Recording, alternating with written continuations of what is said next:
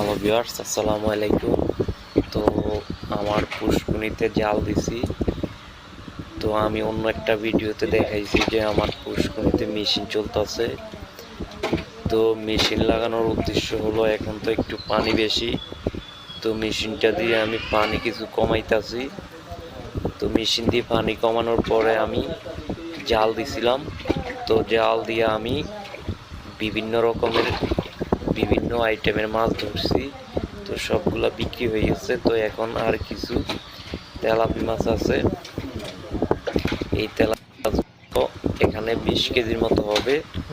Already 4 মণ মাছের মতো বিক্রি করে পালাইছি, আর অল্প কয়টা রয়েছে, ইনশাল্লাহ এগুলো চলে যাইব।